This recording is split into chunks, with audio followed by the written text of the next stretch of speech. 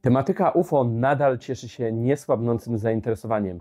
Minęło już 7 lat od sławnego artykułu w The New York Times, w którym Lue Elizondo ujawnił istnienie rzekomego programu A-Tip, który miał badać tajemnicze obiekty rejestrowane przez kamery amerykańskich sił powietrznych i nie tylko. Minął również rok od czasu, kiedy David Grusch na przesłuchaniu w Kongresie złożył swoje bardzo intrygujące zeznania, w których stwierdził, że Amerykanie nie tylko posiadają statki kosmiczne obcych, ale również ich martwe ciała. Mimo to nadal nie poznaliśmy żadnych wiarygodnych dowodów, które mogłyby jednoznacznie przesądzić, czy którekolwiek z tych twierdzeń jest prawdziwe. Dzisiaj zapraszam Was do wskoczenia w sam środek amerykańskiej dyskusji o UFO. Moim gościem będzie Mick West, analityk filmów UFO, sceptyk, który wcześniej pracował w branży tworzenia gier wideo. Jest m.in. współautorem gry Tony Hawk Pro Skater i teraz od pewnego czasu zajmuje się analizą filmów UFO. Nie odrzuca całego tematu z góry jako bezsensownego, tylko po prostu sprawdza jakość dostarczonych dowodów. Będę z nim rozmawiał na temat amerykańskiej perspektywy na UFO i o tym, co dzieje się w amerykańskiej dyskusji publicznej. I teraz kilka uwag technicznych. Pierwsza uwaga techniczna jest taka, że wywiad odbywa się w języku angielskim. Przygotowałem dla Was napisy. Nie są może one w 100% idealne, ale wystarczające, żebyście zrozumieli, o czym była rozmowa. Uwaga druga jest taka, że moje fragmenty wypowiedzi, czyli głównie pytania, zostały dograne później i jest to spowodowane dwoma czynnikami. Po pierwsze, w oryginalnym wywiadzie moje fragmenty nagrały się bardzo słabo, dlatego nagrałem je ponownie, żeby były lepszej jakości. A powód drugi jest taki, że zrobiłem tam kilka głupich błędów językowych i chciałem to poprawić, żeby nie torturować Was aż tak bardzo swoim angielskim. Zapraszam Was do obejrzenia tego wywiadu.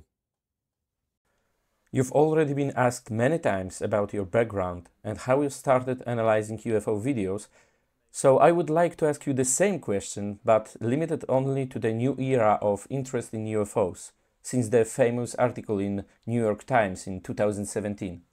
I'm curious, have you been involved in UFOs before? I hadn't really done very much UFO stuff before that. I've been running my website Metabunk for like about 12 years now. And it just happened to, in 2016, the year before the New York Times article came out, there was a case in Chile, which I found very interesting because it kind of like it was an intersection of various different interests I had. It was a UFO that was kind of leaving a trail, and I recognize that as being a contrail, the trails behind airplanes, and it was able to track down which plane it was. But that case was very interesting to me because it had been investigated by the Chilean Air Force for 2 years, and they were unable to determine what it was. And yet we at Metabunk figured it out. So that was like kind of a fascinating case for me. And then like a year later, of course, we got the New York Times story comes out, and then along with that, there was a couple of videos, the gimbal video, and the Nimitz video, the FLIR 1 video, and then Go Fast came out a few months after that. But they were very similar in appearance to this video that I'd just been investigating the year before. So it was kind of a coincidence that I'd been interested in that type of thing at that time when it happened to come out. It was like kind of a perfect storm, a perfect set of circumstances that led me to being interested in that.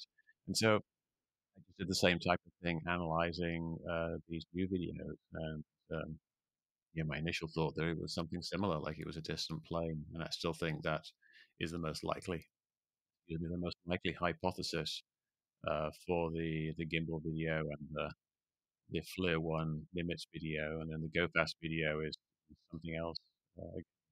So, when this topic was headlined in 2017, you were already in place, ready to analyze the videos.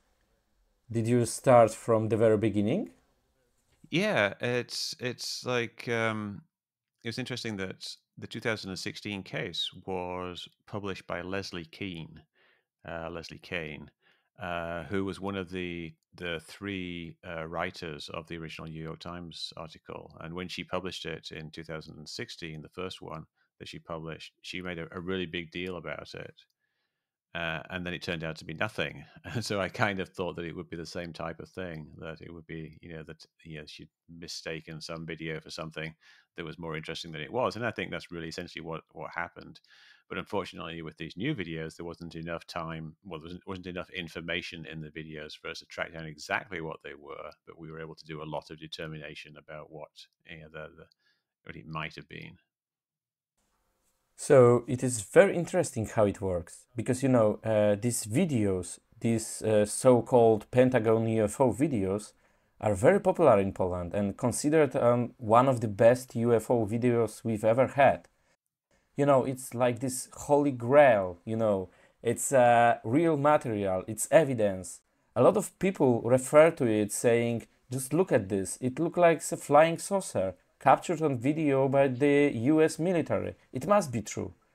And now you are telling us that if you analyze such video by separating it from witness accounts, having doubts about witness accounts, and leave only real data that you can analyze, and not data that you only hear about that exist, such as those, rather readings that no one has ever seen, then those recordings become, still interesting videos, but they do not prove in any way that these are any kind of extraordinary objects.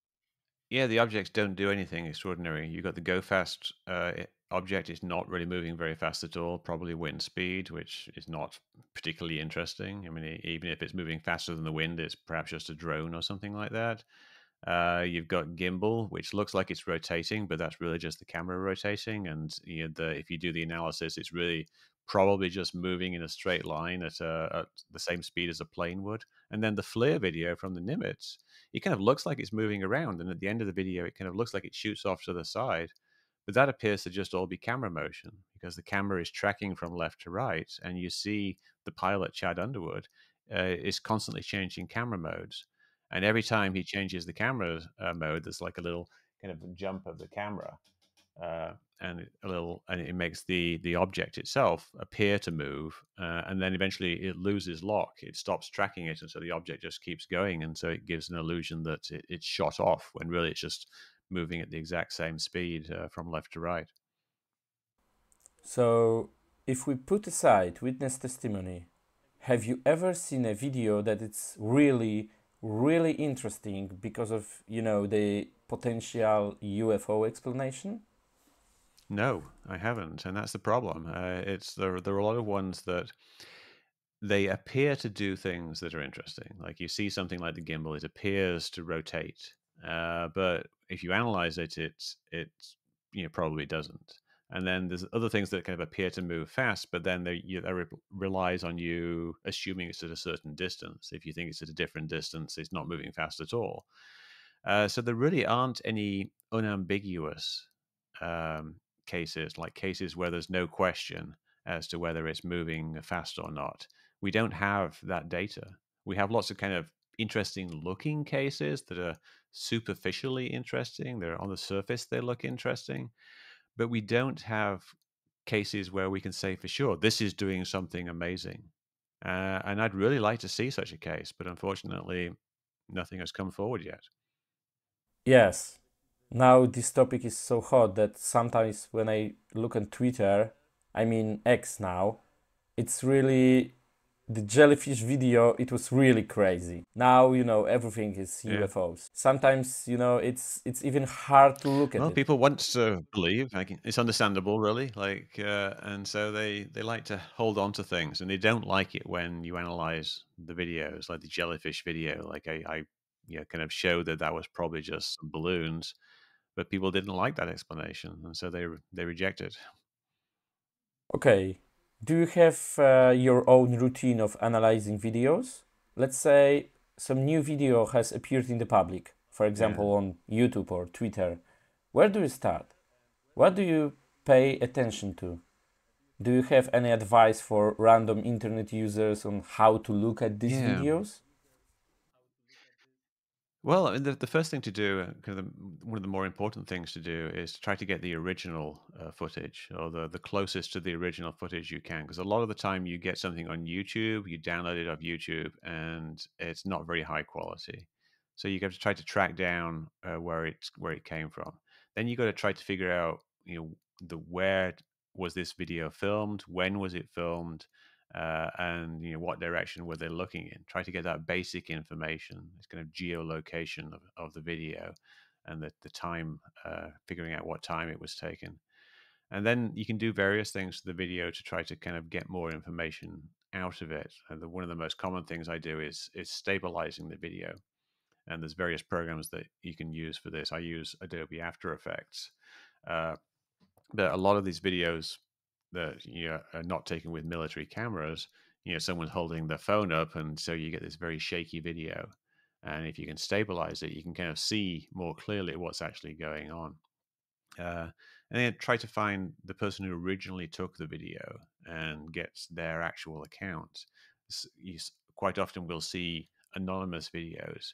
Now, if a video appears on, say, TikTok or X, and you don't know who took it, there's really not a lot of point in analyzing it, because it could be a fake, and you're not going to get this extra information about what was actually going on. So I will only analyze videos that someone actually took, and we can find the person who actually took it, and they actually think this is a genuine case. But then you've got to try to figure out how far away might this object be. This is a very common mistake people make, is assuming that an object, say you're taking a picture, and here's the horizon, and there's an object just above the horizon. It's a kind of an easy thing to assume that what you're looking at is an object that's at the horizon, when it could be something that's just, say, 2 feet, or 1 meter in front of you. It could be something like an insect or a bird slightly further away, or a ball or something that's being thrown up in the air. So you've got to try to kind of look at things, be more flexible in the way you think about what things might be. Don't immediately assume that what people said was correct. For example, there's quite a few cases where people have taken a picture of a glowing saucer in the sky, and it ends up being the reflection of a light in the ceiling, like a recessed light, one of those lights in a little can. And they look saucer shaped, but the person will tell you, I was outside when I took this video. And that's happened a lot. People have actually told me that that can't possibly be the explanation, because I was outside. And then I will say, well, you can see the reflections of the curtains next to this other thing, or you can see the reflection of the camera, or we can do other things to figure out where the camera actually was. And people's memories of what they were doing when they took these photos or videos can't always be relied upon. So you have to take that into account. You can't just assume that it's automatically correct. There's a possibility that it might be incorrect. And so you think, if they were actually inside, how does that change things? Or if they were not where they thought they were, if their camera time was wrong, or if they were actually moving, and these various different possibilities. So keep that into account. And then it's just basically a process of trying to think of things that it might be, and then test those hypotheses. Like, if you think, is it a plane? You could test that by going into one of these flight tracking sites like Flight Radar 24, looking at what planes were there at that time, which is why it's very important to figure out the actual real time of the video, and then seeing what would these planes look like from this location.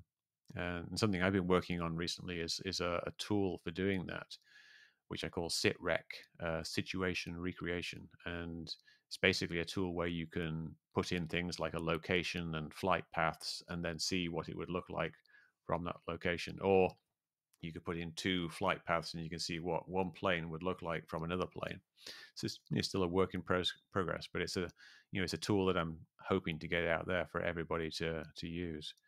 But yeah, so you come up with possible hypotheses, and then you test them, and you kind of, you don't exactly eliminate things, but you kind of narrow down what it might be and hone in on the most likely explanation.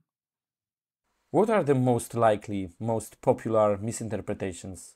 What are the causes for all of these sightings counted in reports?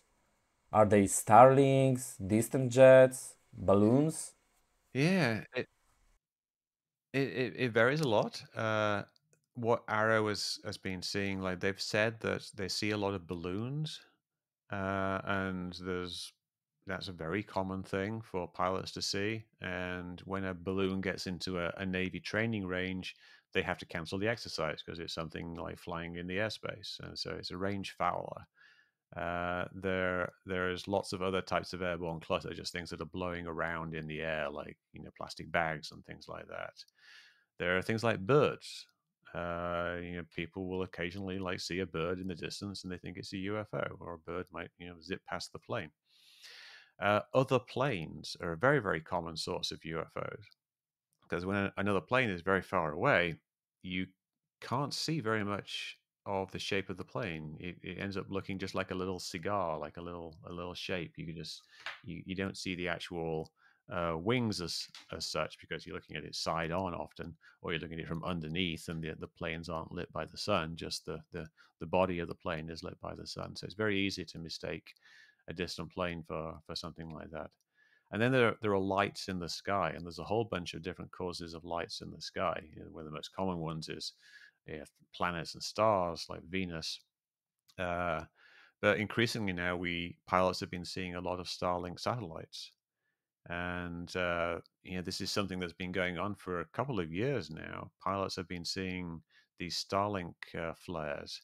Now, Starlink, you think of Starlink in the sky as being this long line of dots, these bright lights, a string of lights, and that's what you see when a set of Starlink satellites has been initially launched and they're moving into their positions. They start out as this line of bright lights, but when they're actually in their final positions, they're above, they're going around, orbiting the Earth, but they're 300 miles up.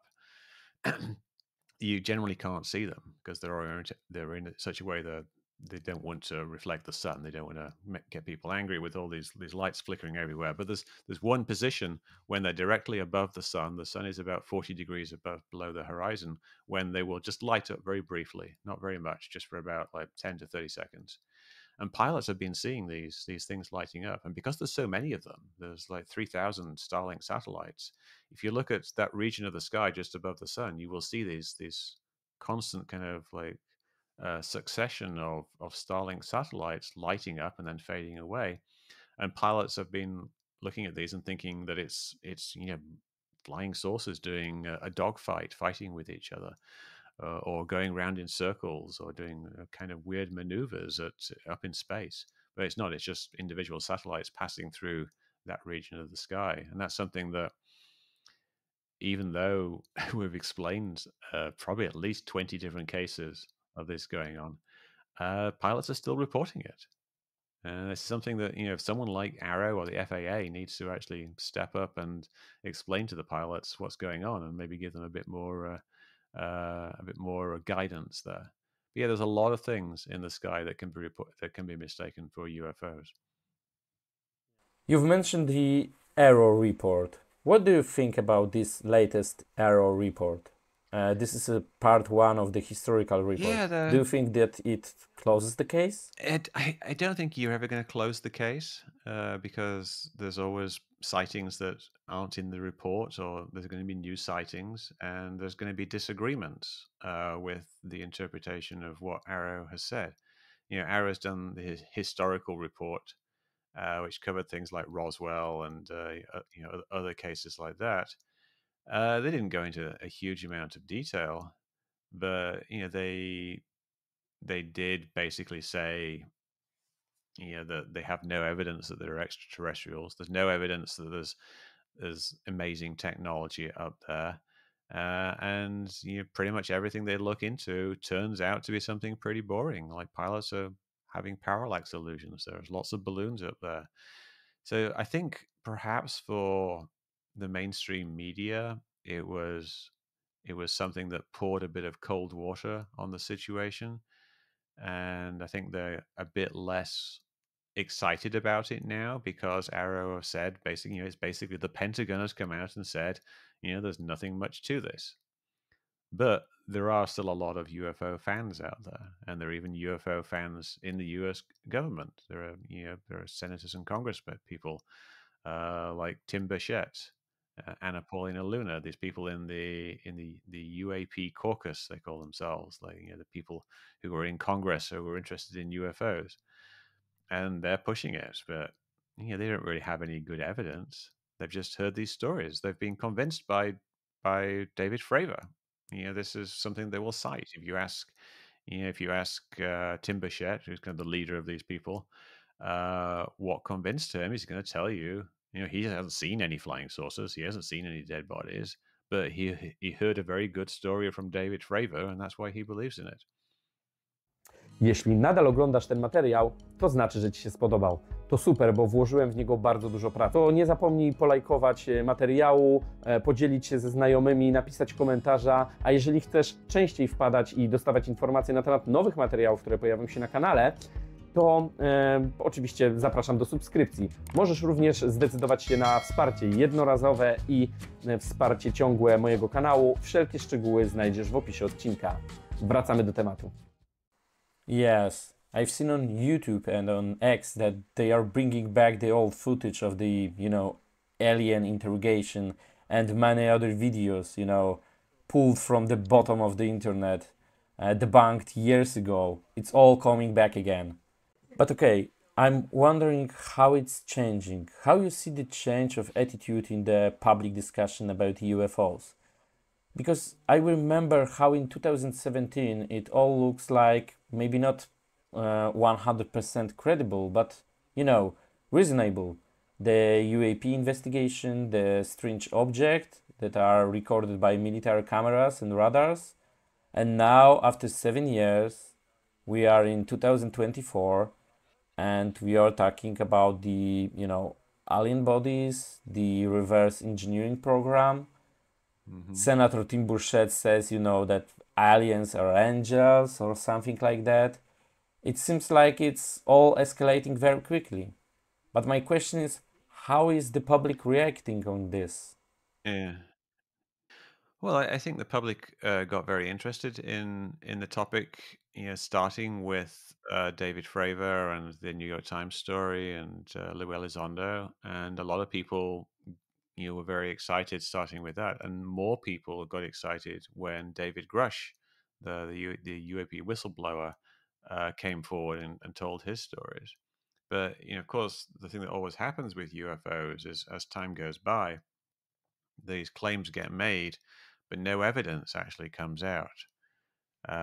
It was kind of supposed to be this great big disclosure. Like the original thing with with Fravor and the New York Times, people thought that was it. The government has finally admitted that we have UFOs, but no, the government's still saying, well, no, we don't have any evidence. I don't know what these guys are talking about. And then David Grusch comes along, and that's been nearly a year now since he first came out and told his story, and no evidence has come forward. Some other people have come out, like Carl Nell, who's another person who spoke at the Seoul conference and said, well, yes, this is all true, but no evidence has actually come forward. And then we've got people looking into it. We've got Arrow looking into it, and they've checked David Grusch's witnesses and Carl Nell and people like that, and they've talked to them, and I think they tried to talk to David Grusch, but he didn't want to. And nothing came of it. And what they've said, what Arrow has said, and Sean Kirkpatrick, the former head of Arrow, like from his investigation, was that it's essentially a small group of people who are talking to each other, and they've convinced themselves that this is true, but they're kind of relying on each other, and they're relying on these old stories from the 50s and 60s that are essentially UFO mythology. There's the case of the Magenta UFO in Italy from the 1930s. which was one of the ones that David Grusch mentioned, which is probably just a hoax. It's probably just something that some Italian guy forged these telegrams from Mussolini. There's really nothing at all to back it up as an authentic thing. And there are all these other things. Roswell is probably nothing, but they still think it's something, and they're telling each other that there's something, and so they and then they try to start a program to investigate this. You had this thing called, I think, or was it Blue Hawaiian or something like that? I can't remember what it was exactly. Kona Blue, which was their own program to investigate it. And then other people hear about Kona Blue and they think, oh, well, there's an actual program that's investigating it. And so it becomes this self-fulfilling prophecy. They had like a reverse engineering thing, but what they were doing was they got this bit of material, and they were replicating it to see if humans could replicate it. And then someone else heard about that thing, and then they thought that was them trying to reverse engineer alien technology. It really wasn't. It was just trying to figure out what this particular small piece of metal was, which they didn't know. So yeah, it seems like it's a big mess. We don't have evidence. They don't have evidence. They think that they have evidence, but we're not seeing it. We're not even seeing a real hint of it. They say, "Oh, we know where the bodies are. We know where the flying saucers are." They've never seen them. They themselves, people like David Grusch and Carl Nell, they've not seen the bodies. They've not seen the flying saucers. They've not seen anything do anything amazing. They've not seen any new amazing videos. They've just been told that these things exist, and they believe it, and so they tell other people, and because they sound like very reasonable people, and these other people want to believe, it's just this big circle, and it's a self-fulfilling prophecy. Yeah, when I first heard about David Grusch and about this congressional hearing, I thought to myself, yeah, he looks very credible. He has some history, record of service. He testified under oath. Why not believe him? Well, he's probably not lying. Yeah. He believes what he is saying. So he's telling the truth, but I think he's someone who's just become convinced. He wasn't really a UFO guy for a while. He kind of got into it because he got assigned to it to liaise with the UAP task force. He met people like Jay Stratton, and Jay Stratton's essentially a big believer in the supernatural, who became the UFO guy probably because no one else wanted to do UFOs, and Jay Stratton was like, me, I'll be the UFO guy. And so Jay Stratton talks to David Grusch, and tells him all these things that other people have told him, and they get convinced. But really, they don't have evidence. There's no good evidence that there's anything weird going on, except for all these people talking. It's also very interesting because I remember that about 2 or maybe 3 years ago, a lot of attention was focused on a man called Haim Eshed.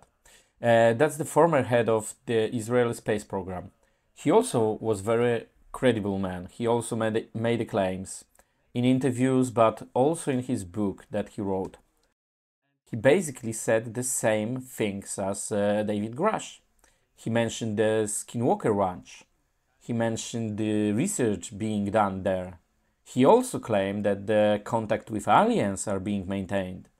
That there is some kind of agreement between the US authorities and aliens. He said many things that are now being, seriously discussed in the UFO community. And then he was actually completely ignored. No one took him seriously. And this is strange because, after all, you can say that he is also a credible person. So why did people ignore him then, and now they completely bought David Grusch? Yeah, I don't know. It's I think perhaps because Haim Eshed was an old man when he came out, and you think of old men as being somewhat eccentric and prone to interesting thoughts. Whereas David Grusch seemed like he was still fairly fresh. He was someone who was just working in the intelligence community just the year before, and still was a relatively young person.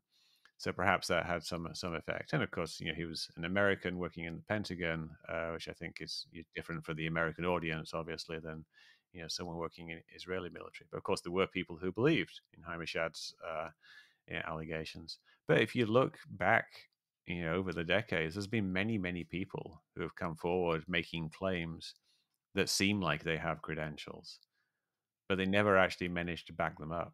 They will say things like, NASA has photographs of alien bases on the moon, and I've seen these photos, and you're someone who used to work at NASA. But of course, such photos don't exist. It's complete nonsense. We have lots of photos of the moon, and no alien bases show up on any of them. And it would be easy to verify if that was true. But the people come forward all the time, but unless they have evidence, it's very difficult to take them seriously. And with David Grusch, he should be able to get evidence. He should be able to like point to locations where these crashed spaceships are. One of his the people he is working with is a journalist called Ross Coulthart, and Ross Coulthart is an Australian journalist. He now works for News Nation, an American TV news channel, and he and Gary Nolan were the two people who basically brought David Grusch before Congress. They were the two people who organized this whole thing. And Ross Coulthart has said that he knows the location of a crashed alien spaceship.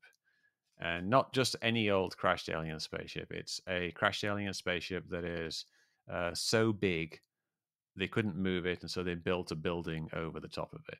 So it's something that if he went on the news and says, "Yeah, the crashed alien spaceship is it's underneath Wembley Stadium," all you've got to do is go and look, investigate that.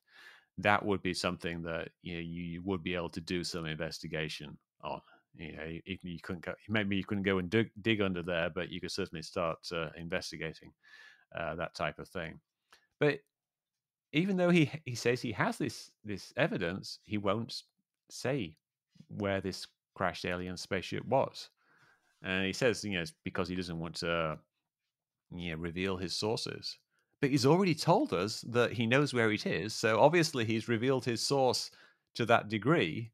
So there's no reason why he wouldn't just tell people where it was, unless he doesn't really know, or if it's just simply something Carl Nell told him over drinks at a bar one day, and it isn't actually real evidence because it's just something that somebody else told Carl Nell that someone else told them. It was just some overheard story from like the 1960s. So there's lots of talk and there's no evidence. Yes. This topic seems to focus a lot of public attention, from my perspective, of course, but I don't know all the topics important for US public opinion. So my question is, how does it look from your perspective? How many people are interested in these things? Is it something mainstream, or is it a small group of people interested in it and the majority is indifferent? Yeah, I think it seems bigger than it is. I think a lot of people in the UFO community think that it's a much bigger topic than it is. I think there's like a little bit of interest in the public, but if you go out into the street, like literally go out into the street and start asking people, you'll find some people who are interested, but most people, they're not really. They're just getting on with their lives. They're just they've got real things to worry about, and because there's no real evidence, they're kind of just wait and see. Well, maybe there's aliens, that would be cool, but let's see what actually happens. Then there's some people who get convinced by people like David Grusch, and people like you like yourself, perhaps. Like originally it sounds very interesting, and then later you get disillusioned with it because no evidence comes forward, and you see it becomes increasingly ridiculous. They keep upping the amount of ridiculous claims. Like David Grusch is now saying they have a craft that's bigger on the inside than it is on the outside, Yeah. which is It seems a little bit like, Hermione Tent from Harry Potter. Oh, it's the child from Doctor Who. It's it's a classic science fiction trope essentially. But it's something that would be so amazing if it was true. Like all of physics would have to be revolutionized. But again, there's just no evidence. They say these amazing things. So I think the size of the audience, um, it's certainly increased with all the public interest, but the size of the hardcore audience, I don't think has really changed that much. I think a lot of people got interested in it, but then as the years pass and nothing really happened, uh, they either lost interest or they've moved on to other things, or yes, the, I think I think we're kind of coming to a head. We're coming to like a reckoning with this situation. We have David Grusch. We have all these claims of bodies and crash flying saucers. Unless something happens in the next year or two that validates some of this, I think people are really going to start losing interest. And I think it'll just narrow back down to a small, hardcore group of believers, just going on as before, claiming there's a big cover up, and they'll claim, oh, people aren't interested anymore because the cover up was successful. They'll say people like Mick West have poisoned the well, or they've convinced everybody that it's all nothing. But really, the issue here isn't me critiquing things. The issue is that they don't have evidence. They just have talk. They just have stories. Yeah, yeah. And maybe my last question, because I still can't figure it out what is happening. Because in this, let's say, UFO community, there are many people like YouTubers, podcasters, various alternative researchers or authors. I understand this because many of them are selling intrigue stories for a living. It's just something that happens. But among the UFO community, there are also a maybe small number of real scientists, people who hold properly earned university degrees, PhDs, and sometimes have a credible scientific achievements. And I'm thinking about Avi Loeb, Gary Nolan, Kevin Knut, Diana Pasulka, or even, Jacques Vallée or Travis Taylor. These guys they have a scientific background. Yeah.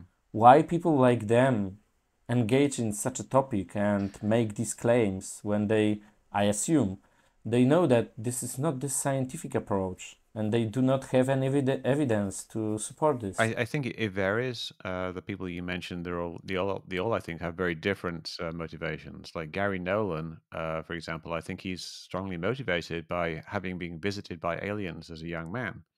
Like he had the experience of aliens appearing in his bedroom when he was young, and also when he was delivering newspapers, a giant alien spaceship flew over him, and he once had an experience in a hotel where some kind of alien being spoke to him and paralyzed him and told him things.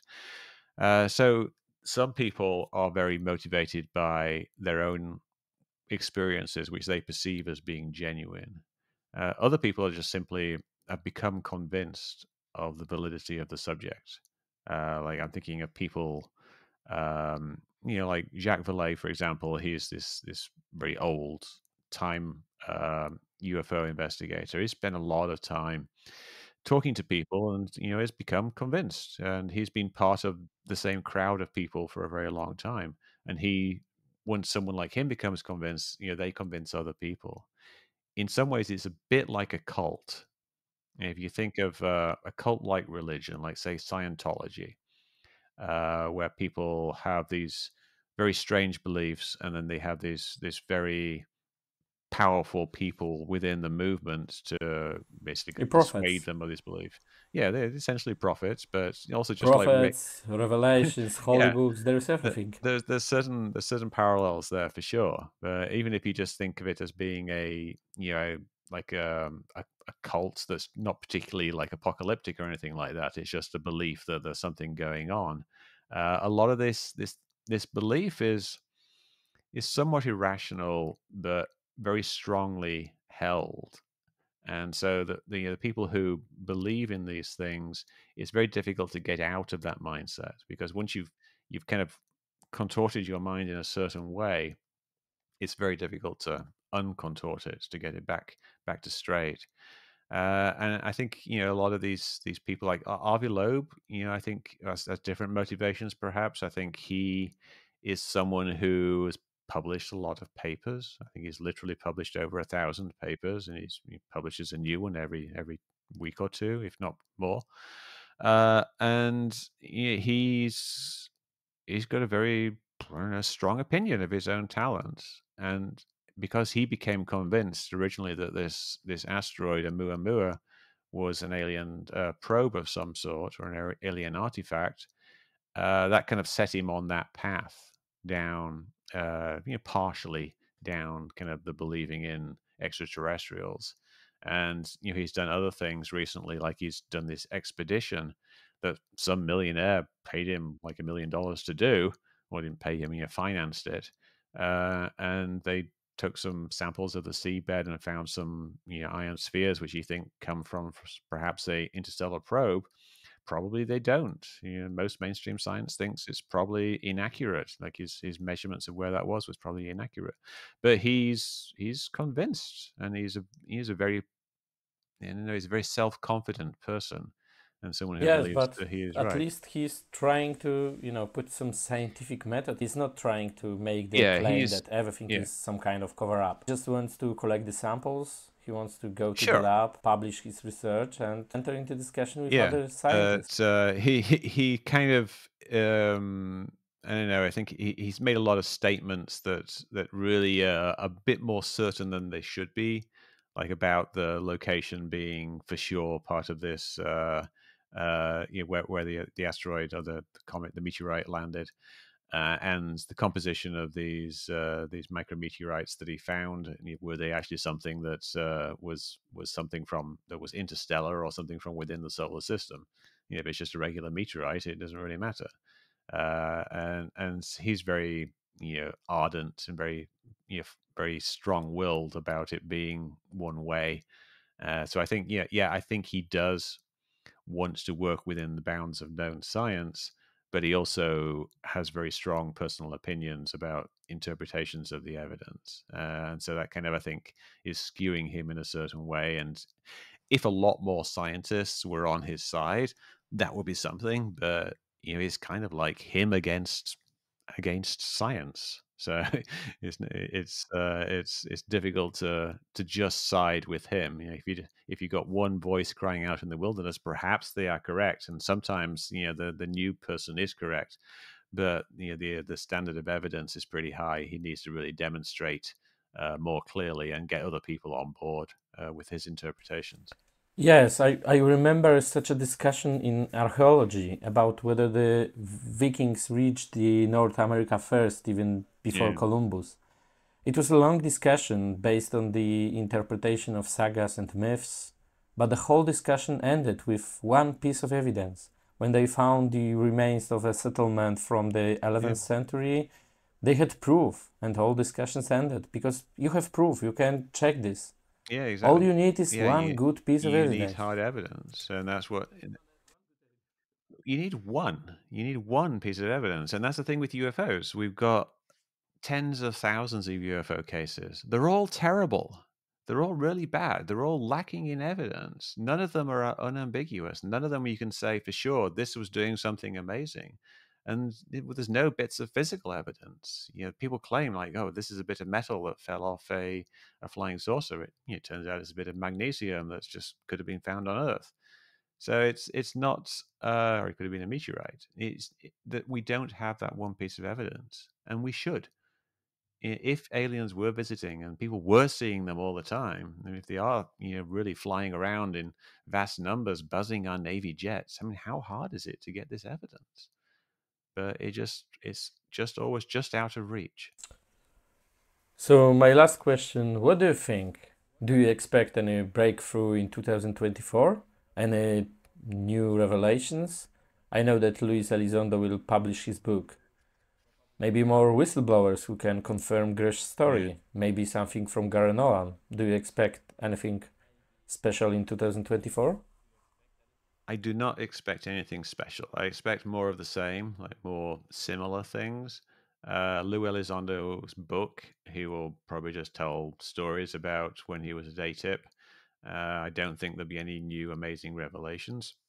I think David Grusch, hopefully there'll be some resolution there, but I think it will probably end with contention, like conflict. I think there will probably be some, the Inspector General will say, his concerns about cover-ups were valid, but there was no evidence of aliens or anything like that, and so that's the end of it. And he will just carry on making claims, but they won't get backed up with any evidence. I don't think there's going to be what they call catastrophic disclosure, where someone reveals all of the secrets. That's never going to happen because there probably aren't any big secrets. It's these little semi-secret programs that weren't actually about aliens, and maybe something like that will come up. It would be great if there was some new evidence, like a new video or something like that, that actually showed something amazing. I just don't have very high expectations of it because we've been looking at these things for 70 plus years, and it's been the same story over and over again. There's been, the evidence is going to be just around the corner. The government's just about to reveal everything. These whistleblowers are coming forward. Whistleblowers were coming forward in the 50s. Nothing happened. And they came forward again in the 70s, the 80s, the 90s. There's been conferences of disclosure where all these people stood up and told these secrets. It's all stories. There's no evidence. And I think that's what's going to happen in this year and for the next 10 years. To już wszystko, co dla Was dzisiaj przygotowałem. Jeżeli uważnie wysłuchaliście tego wywiadu, to może Wam się wydawać, że jakiegoś fragmentu tutaj brakuje, a mianowicie dokładnej analizy filmów. I jest to prawda. Mam jeszcze nagrane fragmenty z Mickiem Westem, kiedy omawiamy dokładnie każdy z tych filmów, ale pojawią się one kiedy indziej w zupełnie innym formacie, ale to na razie tajemnica, więc obserwujcie mój kanał, obserwujcie social media, a na pewno nie ominie Was ta informacja. Dziękuję serdecznie zwłaszcza moim patronom, bez których wsparcia i cierpliwości te nagrania nie byłyby możliwe. Jeżeli chcecie dołączyć do tej wspaniałej listy ludzi, informacje na temat wsparcia znajdziecie w opisie tego odcinka. A ja już Wam serdecznie dziękuję za uwagę i widzimy się w następnym materiale. Do zobaczenia, trzymajcie się, cześć!